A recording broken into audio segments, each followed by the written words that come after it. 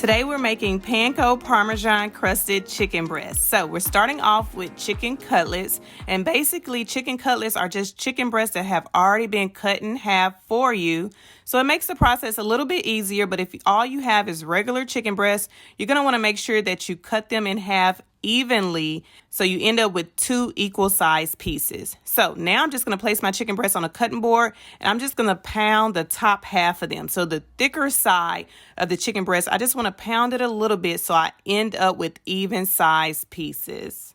Once I've flattened those chicken breasts just a little bit, I'm going to go ahead and season them with a little bit of salt and pepper on both sides. So this is going to be the first layer of seasoning.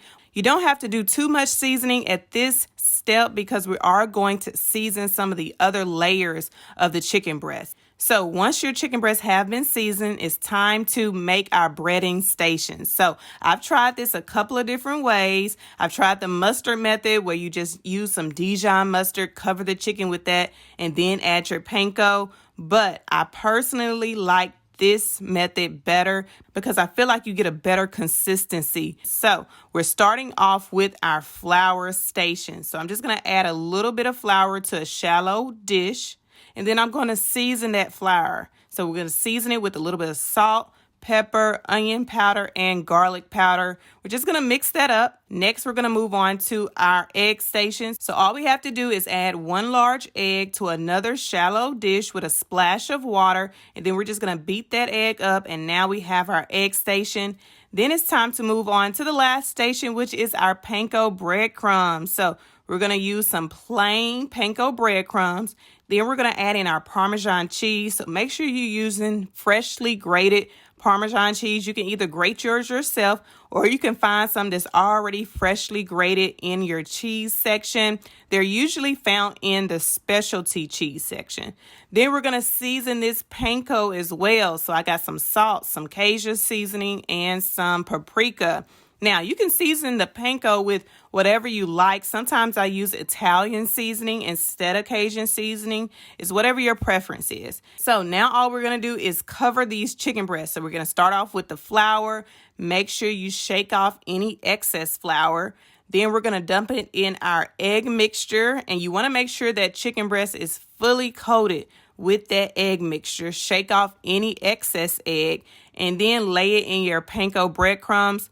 I feel like the last station, which is covering it in panko breadcrumbs, is easier to do by hand because you can really make sure that the chicken breast is covered in that panko and press that panko down into the chicken breast. Now we're just going to repeat the steps. So we got the chicken in the flour, the egg mixture, and then the panko breadcrumbs.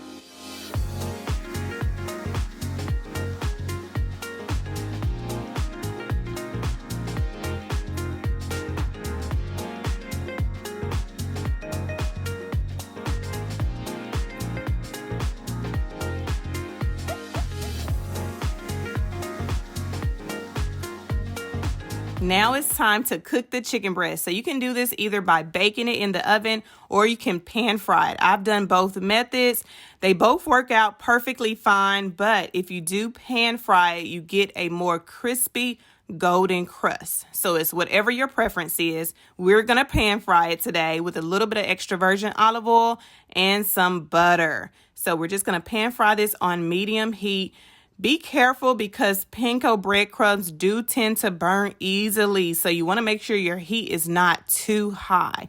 So I kept mine at medium heat. If I felt like my skillet was getting too hot, then I turned it down to medium low heat. But I want to make sure that chicken is cooked all the way through. Once it's done, remove it. I like to place it on a wire rack so it can stay crispy all the way around. And don't forget to check the internal temperature with a meat thermometer to make sure it's completely done. You want it to be 165 degrees Fahrenheit. That's it, you guys. Perfectly crispy and juicy on the inside. Panko breaded chicken breast. I hope you enjoyed this recipe. If you do, make sure you leave me a comment down below. Don't forget to hit like for this video. And of course, if you haven't subscribed, make sure you hit that subscribe button. See you in the next video.